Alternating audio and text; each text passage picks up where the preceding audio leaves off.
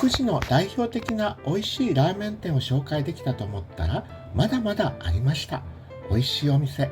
そこで続編を出しましたが、それでも抜けてました。すみません。小さな田舎町なので、そんなにたくさんのお店はないと侮ってました。ということで、今回はさらにまだ紹介していなかった4点を紹介するとともに、前回までに紹介したお店の美味しい別メニューも3点分紹介しましょう。まずはスーパーやホームセンターなどが集まる久慈ショッピングセンター内にある麺道蘭。本店は青森県の八戸で、その支店になるので第1回久慈ラーメン店特集では紹介していませんでした。ここのお店の一押しメニューはかっとび。私の好きな黄色い縮れ麺をシャキッとしたもやしと一緒に食べます。柔らかいチャーシューにパンチの効いたネギ、ピリッと辛いスープですが、バターを溶かしてまろやかになります。もう一つはエビそば。味噌、塩、豚骨味から選べます。同じく私の好きなタイプの麺。かっとびにも入っていましたが、程よい半熟に仕上げられたゆで卵。もちろんエビも入っています。スープもエビの香りがプーンとします。味わい深いラーメンでした。担々つけ麺も絶品。別皿に入れられた肉味噌をスープに少しずつ溶かし入れ、そこに麺をつけて食べますが、美味しい。他にもいろいろメニューがあるので、また食べに行きたいですね。こちらは久慈駅近くにある八海。九州のラーメンが食べられるお店。メニューは黒豚、赤豚、白豚、魚豚、あぐらしの5種類。この店一番のおすすめ、黒豚骨です。麺は博多麺と50円プラスすれば鹿児島麺にもできます。これは鹿児島の中太麺が合うのではないかと思いましたが、正解。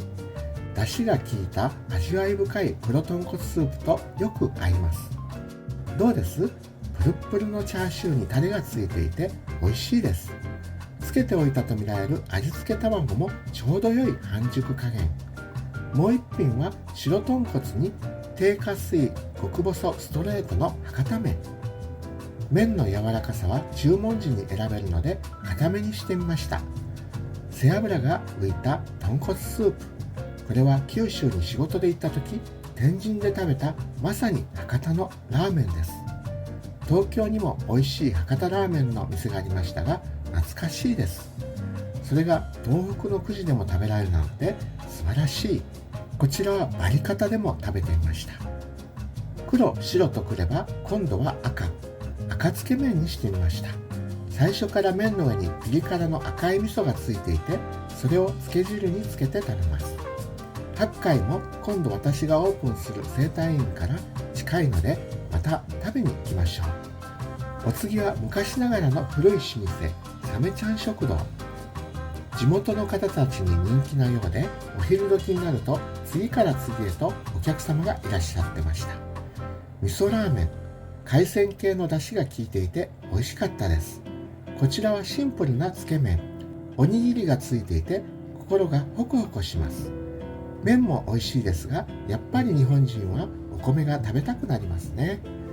さて最後の一軒は久慈ではありませんが、久慈から小1時間、新幹線が止まる最も近い二戸の国道4号線沿いにある香道。創業30年ですが、地元で有名な行列ができる店です。人気の塩ラーメンにはレモンが入っています。コシがある中華麺。チャーシューも美味しいですし、赤いかまぼこがかわいい。こちらは醤油系の品そば。昔ながらの中華そばが好きな方は行ってみると良いでしょう。そこから車で数分のところに座敷わらしが現れるという金田一温泉郷があり、宿泊客でなくても入れます。また二戸を英語に訳したツードアーという南部せんべいを作っているところがあり、そこでしか買えない限定品もあるのでおすすめです。私は南部せんべいが大好きなんですね。さて9時のラーメン特集1で紹介したお店にも3度目リピートで行ってきましたのでご紹介しましょう。天に星あり、地に花あり、あなたの胃袋に藤正亭ありの藤正亭。今回ご紹介するのは塩バターラーメン。透き通ったスープにバターを溶かして食べます。前回まで紹介したおすすめメニューにも負けない美味しさ。こちらは麻婆ラーメン。麻婆豆腐の下から麺が出てきます。あんがよく絡んで美味しい。麻婆豆腐は完璧な味付けでご飯も一緒に食べたくなりました。次は最もバラエティに富んだメニューを揃えた世界のラーメントントン。各国の国名や地名をつけたユニークなラーメンが食べられます。今回はイタリアにしてみました。ラーメンをスープパスタのようにして洋風のあんに粉チーズがかけられていました。もう一品は国名とは関係ないメニューからおすすめの梅しそラーメン。酸味が効いてさっぱりと食べやすく、しその香りが食欲を増進させてくれます。お好みでわさびとニンニクを入れられるようついてきました。ここはいつも意外な美味しさで驚かせてくれます。メニューを全制覇するまでまだまだ楽しみが続きます。最後は今9時で最も勢いのサムライブギーからカツオ中華。食べる前に本枯れかつお節をその場で削って振りかけてくれます。麺も美味しい。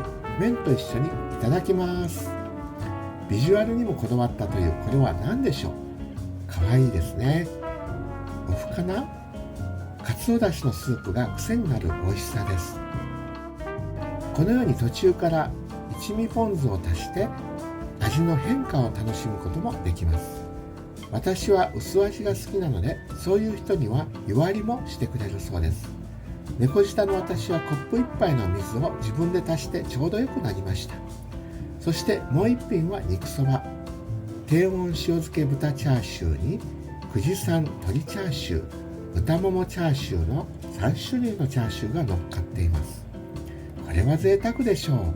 サムライブギーは格闘家扇久保博正選手のスポンサーでもあり、昨年末は強豪相手に見事な勝利をしてくれました。お店だけでなく通販で取り寄せれば冷凍ラーメンも食べることができます。ラーメンジャーニーというサイトで見てみたら、なんと2023年年間ランキングトップ3に入っていて、道の駅岩手北三陸の物販コーナーにも置いていました。道の駅岩手北三陸にはマルホというラーメン屋さんがあり、ラーメンではないのですがカレーパンうどんというのを食べたら驚愕の美味しさ。私カレーは好きでもカレーうどんはあまり食べないのですが、初めてカレーうどんがこんなに美味しいものかと思いました。カレーうどんの上に乗っかってるカレーパンも美味しくて、それだけでも買いたいと聞いてみたら、カレーパンだけでの販売はしていないそう。もったいない。絶対売れる味だと思います。カレーうどんにカレーパンが入ってるなんて変だと思うかもしれませんが、カレー汁にふやけてこれがまた何とも言えない食感なのです。カレーパンの中身もうどんのカレースープも同じ味ですが、私好みのスパイシーでしっかりした味でした。これは期間限定なのかもしれませんが、皆さんなくならないうちにぜひ食べに行ってください。と思っていたら、この動画を編集もたもたしているうちにメニューから消えてしまいました。残念です。私がカレーうどんこれまで食べてきた中で最高に美味しかったので、ぜひ復活お願いします。ということで、9時ラーメン特集その3、いかがだったでしょうか。まだ見ていない方は1と2も見てくださいね。またすでに第4弾も撮影済み、編集できたら公開いたしますのでお楽しみに。それではチャンネル登録、評価、コメントよろしくお願いいたします。またお会いいたしましょう。ノスレモス、チャオチャオ。